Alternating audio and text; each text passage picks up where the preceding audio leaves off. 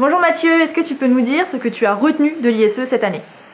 Alors moi, ce que j'ai retenu, mis à part les magnifiques stands des gros constructeurs de vidéos avec des magnifiques murs d'images, etc., je parlerai un petit peu d'audio. On avait des solutions très intéressantes, très innovantes sur la partie audio pour faire des salles de visio très intégrées et parfaitement audibles, sans avoir la problématique des câbles, etc. Et aussi autre chose, l'IP vidéo, parce qu'on voit que c'est tout de suite une solution qui se démocratise, la vidéo sur IP. Voilà, c'est quelque chose de très, très innovant et c'est la solution d'avenir. Ok, je te remercie Mathieu. Pas de souci. Mathieu, Clément, je crois que vous êtes d'accord tous les deux sur ce qui vous a marqué à l'ISE. Alors oui, effectivement, Nathalie, on est tous les deux d'accord en tant que télétravailleurs que les outils collaboratifs sont au centre de notre travail. Et c'est ce qui nous a impressionné justement à l'ISE. Oui, on a vu à l'ISE, c'est important d'avoir tout un écosystème d'outils collaboratifs, que ce soit le hardware, le software, donc l'interconnectivité avec l'écran, le software qu'il y a derrière pour pouvoir communiquer avec l'extérieur, avec ses collaborateurs, partenaires, fournisseurs, tout cet écosystème, parce qu'on se sent parfois un peu à l'écart d'avoir au téléphone ou juste par email. Donc, je pense que c'est important en tant que télétravailleur d'avoir tout cet écosystème. Alors, je suis d'accord avec toi. Dans mon exemple personnel, effectivement, j'ai dû travailler beaucoup sur la facturation et sur la comptabilité. Et par téléphone, c'est compliqué de comprendre ce que ton interlocuteur veut te dire. Et effectivement, avec le partage d'écran, tout est beaucoup plus rapide et beaucoup plus clair et on gagne beaucoup de temps. Lionel, dites-moi ce que vous avez retenu de l'ISE cette année. Cette année, j'ai retenu particulièrement les stands du vidéoprojecteur. Alors le vidéoprojecteur, pour vous, c'est ce qui marque l'ISE cette année? Oui, pour moi, parce qu'ils font preuve d'imagination, de création de technologie. Je vois des vidéoprojecteurs en 4K, bientôt en 8K, la technologie laser. Donc c'est vraiment un incontournable des amplis aujourd'hui et des manifestations. D'accord. Écoutez, je vous remercie pour votre témoignage. Je vous remercie, oui. Nathalie, Serge, Ouais. vous dérangez 2 minutes? Oui. Est-ce que vous pouvez me dire ce que vous avez retenu de l'ISE? Cette année, je crois que c'est la visioconférence. Oui, je suis assez d'accord avec Nathalie, notamment sur le stand d'un de nos partenaires, où pour la première fois au monde, on a vu la visio en 4K. Alors c'est assez impressionnant, surtout je pense pour le partage de contenu. Parce que là, en l'occurrence, sur le stand, il y avait un partage de contenu. C'était une vidéo qui venait d'un site distant, mais on avait l'impression que c'était un partage en local. Voilà, vraiment la qualité était nickel. Et également sur le stand d'un autre partenaire, ils ont sorti un petit ustensile qui est pas mal pour partager et puis pour rejoindre une réunion planifiée en 1 seconde. Voilà, donc c'est vraiment intéressant. À voir. Ok, très bien, merci à tous les deux. De rien. Vous nous faites un petit 1000 là? Allez, un petit centre. Ouais. Bonjour Sylve, Bonjour. est-ce que tu peux me dire ce que tu as retenu de l'ISE cette année? Moi, ce qui m'a marqué à l'ISE cette année, c'était la partie réservation de salles et plutôt même, je dirais, l'évolution des solutions de réservation de salles. D'accord. Pourquoi alors ça t'a marqué? En fait, on est passé, au niveau de la réservation de salles, on est passé d'un monde où on avait de la dalle de réservation sur tous les murs et surtout pour tout ce qui était salle de réunion, vraiment au capteur pour la partie flex office. Donc, le capteur de présence, la mobilité, les problématiques liées du coup à la mobilité des différentes personnes dans l'entreprise et à la place. Du coup.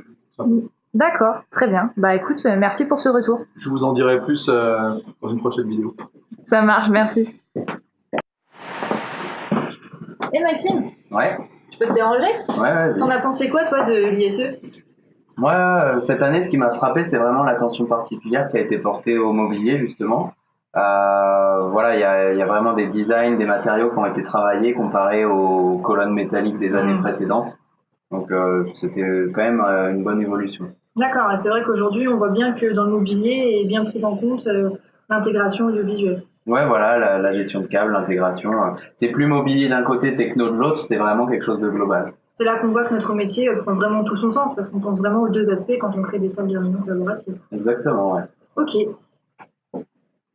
Bonjour Hubert, vous vous êtes intéressé aux salles de contrôle cette année à l'ISE. Alors qu'est-ce que vous pouvez me dire sur ce qui n'a pas changé sur les salles de contrôle?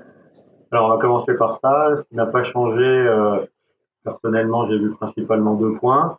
Le premier, c'est que les technologies que l'on connaît sont toujours présentes, donc les 4 grandes technologies.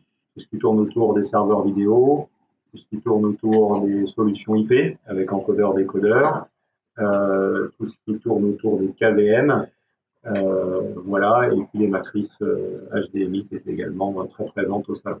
Ça, c'est le premier point. Les technologies. La deuxième chose qui n'a pas changé, on a retrouvé tous les acteurs un peu traditionnels. Ils étaient tous présents cette année à l'ISE.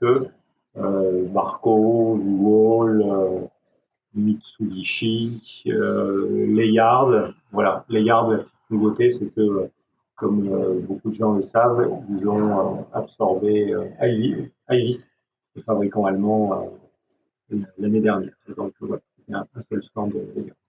D'accord. Mais alors du coup, d'après vous, quelles sont les tendances pour les salles de contrôle à l'occasion de ce salon? Alors les tendances, il y en avait quand même plusieurs qui se dégageaient. La première tendance, c'est que les 4 technologies que j'ai citées tout à l'heure, en fait, elles sont de plus en plus mixées, elles se combinent. On trouve beaucoup de fabricants avec des solutions KVM plus serveur vidéo, par exemple. Voilà, donc ça c'est le premier type de tendance.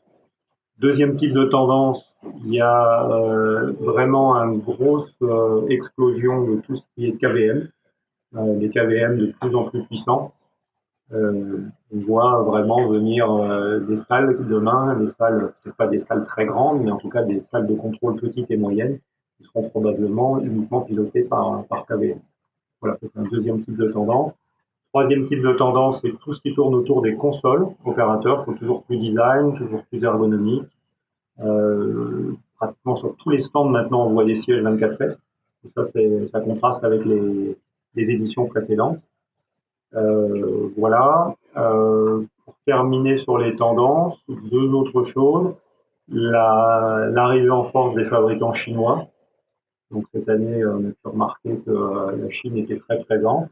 Voilà, ça aussi, un élément, je pense, qui va concourir à modifier assez profondément le marché, parce qu'évidemment, les Chinois arrivent avec des solutions et surtout des prix qui sont assez agressifs. Voilà pour les tendances. Et puis alors, quelque chose qui n'était pas encore inscrit dans les salles de contrôle, mais on a vu sur les autres stands, c'est l'arrivée des écrans souples. Et ça, on peut se dire dès à présent que ça va avoir une répercussion à un moment ou à un autre sur les salles de contrôle. Même si c'est encore un peu tôt puisqu'ils arrivent, pour beaucoup, ils ne sont pas encore très diffusés, mais on imagine toutes les applications derrière en termes de mobilité, de configurabilité que ça va offrir demain aux salles de contrôle. Très bien. Merci beaucoup Hubert pour ce retour.